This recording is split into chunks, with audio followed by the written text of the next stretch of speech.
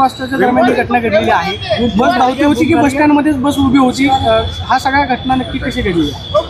Actually ही जी मुलगी आहे ही पुण्यामध्ये कामाला आहे ती, आणि ती इथून फलटणला तिच्या गावी चाललेली होती। सकाळी 5:30 पावणे 6च्या दरम्यानची ही गोष्ट आहे। ती स्वारगेट बस स्टँडमध्ये बससाठी थांबलेली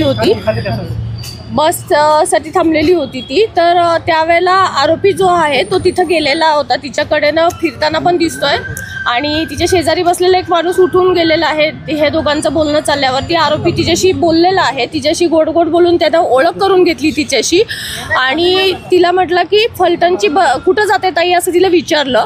तर ती म्हटली की मला फलटणला जायचं आहे। तर तो म्हटला की सातारची बस जी आहे ती इथं नाही लागत म्हणे, तिकडं लागलेली आहे म्हणे। तर ती म्हटली नाही, बस इथंच लागते म्हणून मी इथं बसलेली आहे। तर तो म्हटला की नाही, तिकडं लागलेली आहे, चल म्हणे मी तुला घेऊन जातो। आणि CCTV फुटेजमध्ये ती मुलगी त्याच्याबरोबर जाताना दिसते आपल्याला। तर ती त्याच्याबरोबर गेली, आणि तिथं गेल्यानंतर बसमध्ये अंधार होता म्हणून तिनं हा प्रश्न काढला की बसमध्ये तर अंधार आहे म्हटली ती। तर त्यावेळेला तो म्हटला की ही रात्रीची लेटची बस आहे, त्यामुळे लोक झोपलेले आहेत म्हणून दिवे बंद आहेत, तू वरती चढून टॉर्चने चेक करू शकते। आणि मग तिला असं गोड बोलून त्यानं वरती चढायला सांगितलं। ती ज्यावेळेला टॉर्च लावायसाठी वरती गेली त्यावेळेला मग यानं मागून दरवाजा लावून घेतला, आणि तिच्या बाबतीत हा अतिप्रसंग घडलेला आहे तिथे।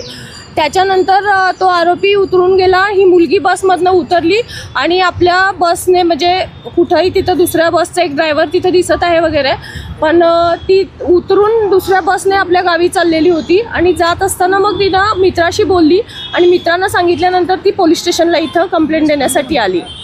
काल ती इथं पोलीस स्टेशनला आल्यानंतर तिनं कंप्लेंट दिल्यानंतर आम्ही इमिजिएट CCTV फुटेज काढलेले आहेत तिथले। त्या CCTV फुटेजमध्ये आरोपी आम्हाला निष्पन्न झालेला आहे।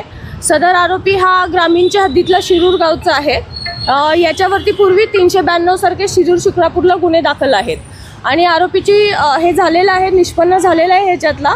ह्या आरोपीला शोधायला कालपासून जवळपास आमच्या 8 टीम काम करत आहेत, क्राईमच्या टीम आहेत, झोनच्या टीम आहेत, आणि जवळपासच्या भागामध्ये सगळीकडे त्याचा शोध घेतला जातो आहे। डॉग स्पॉट पण रात्री नेलेला होता, तिथल्या शेतांमध्ये वगैरे कुठं लपून बसला असेल तर त्या दृष्टीने आमचा सर्च सगळा कालपासूनच चालू आहे। या संदर्भात बस ज्या सांगोला डेपोची त्याचे चालक वाहक कुठे होते, बस लॉक केलेली नव्हती का?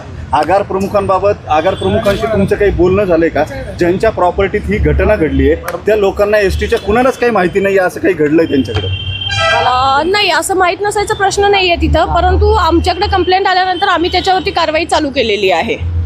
तिथं रात्री सुरक्षा रक्षक नसतात का? पॉईंट आहे आपला पोलिसांचा, त्या CCTVचे आउटपुट आपल्या स्वारगेट पोलीस ठाण्यामध्ये बरोबर मध्ये बस पार्क केलेली होती स्वारगेट ST स्टँडच्या।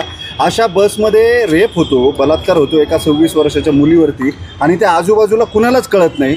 तुम्हाला वाटत नाही का की सिस्टीममधले काही लॅप्सेस आहेत ज्याचे हे परिणाम आहेत? नेमका दोष कोणाचा आहे, चूक कोणाची आहे? ST आगारात बस लावून ती लॉक न करणाऱ्या चालक वाहकाची ती बस लॉक होऊ शकत नाही म्हणून ST प्रशासनाची, की तिथं CCTV जे आहेत त्याचं मॉनिटरिंग नीट झालं नाही म्हणून पोलिसांची? नाही, पोलिसांचं ॲक्च्युली पेट्रोलिंग चालू असतं, पण प्रत्येक बसला जाऊन पोलीस चेक करू शकत नाही बसमध्ये काय होतं आहे। ही बस आतमध्ये होती, त्यामुळे सिक्युरिटीचा प्रश्न तिथल्याही येतो, डेपोमध्ये सिक्युरिटीचं काय आहे त्याच्याबद्दल।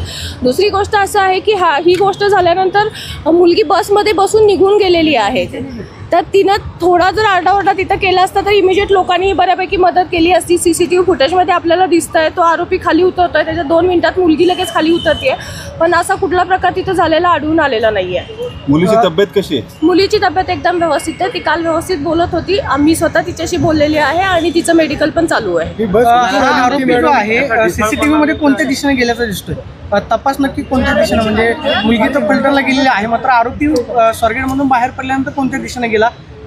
पथकं जी आहेत ती कुठल्या भागामध्ये तपास करतात? आता पथकं जी आहेत ते मी डिटेल तुम्हाला देऊ शकत नाही, कारण ह्याच्यामध्ये असं आहे की आरोपी जर जागा झाला, ऑलरेडी आम्ही त्याला कालपासून शोधतोय, तो आमच्या ताब्यात आलेला नाहीये, त्यामुळे तपासाचं जे पूर्ण डिटेल्स मी आपल्याला आता इथे देऊ शकणार नाही। स्वारगेटच्या आगार प्रमुखांशी काही बोलणं झालंय का तुमचं? माझं पर्सनली अजून त्यांच्याशी 5:30ची जर घटना असेल म्हणजे 4 नंतर स्वारगेट आगारातली वर्दळ जी आहे वाढायला सुरुवात होते, मग अशा सगळ्या गर्दीच्या ठिकाणी अशी घटना होणं हे नक्की मग कुणाचं अपयश आहे?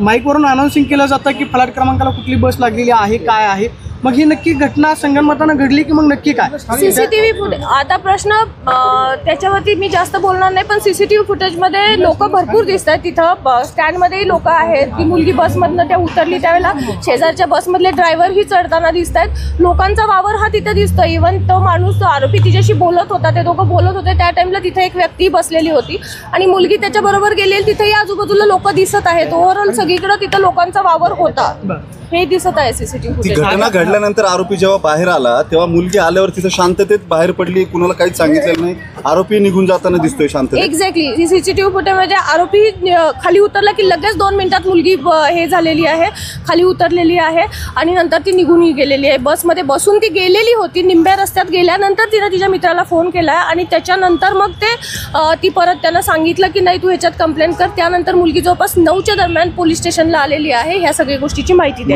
शॉक मध्ये होती का हे सगळं झाल्यामुळं तिला काय करावं हे सुचलं नाही कदाचित किंवा- आपण तसं म्हणू शकतो. त्याच्यामध्ये तिला सुचलं नसेल आणि त्यामुळे ती उशिरा आली असेल, परंतु ती आल्यानंतर आपण इमिजिएट तपासाची चक्र सगळी फिरवलेली आहे. जामिनावर बाहेर होता का? गुन्हेगार बऱ्याच गुन्ह्यांमध्ये आहे. त्याचा म्हणजे 392 सारखे गुन्हे आहेत त्याच्यावरती. शिक्रापूर शिरूर ह्या भागामधले त्याच्यावरती गुन्हे आहेत. हिंदी